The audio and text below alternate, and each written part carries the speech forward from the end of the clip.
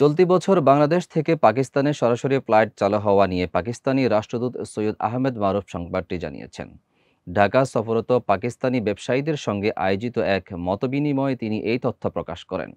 সভায় পাকিস্তানের federation of Pakistan chamber of কমার্সের সভাপতি আতিফ একরাম শেখ বাংলাদেশের সঙ্গে বাণিজ্য বৃদ্ধির জন্য সরাসরি বিমান যোগাযোগের গুরুত্ব তুলে ধরেন। তিনি বলেন, দ্বিপাক্ষিক বাণিজ্য বৃদ্ধির জন্য পাক বাংলাদেশের মধ্যে যোগাযোগ সুবিধার অভাব ছিল।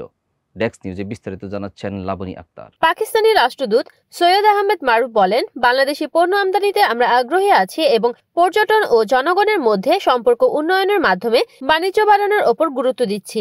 বাংলাদেশ থেকে পাকিস্তানের বিভিন্ন পণ্য যেমন কাঁচা পাট, ওষুধ, চা ও তৈরি পোশাক আমদানি হয়। বাংলাদেশের ব্যবসায়ীদের শীর্ষ সংগঠন এফবিসিসিআই এর প্রশাসক মোহাম্মদ হাফিজুর রহমান যৌথ উদ্যোগে বাংলাদেশের শিল্প কারখানা স্থাপনের প্রস্তাব দেন। পাকিস্তানি হাইকমিশনার সৈয়দ আহমেদ মারুফ জানান, দুই দেশের সরকারের আন্তরিক প্রচেষ্টায় সরাসরি ফ্লাইট চালু করা হবে, যা ব্যবসায়ীদের জন্য নতুন সুযোগ উন্মোচন করবে। সভা শেষে বাংলাদেশ এবং পাকিস্তানের ব্যবসায়ী সংগঠনের মধ্যে একটি জয়েন্ট বিজনেস কাউন্সিল গঠনে সমঝোতা স্মারক সই হয়।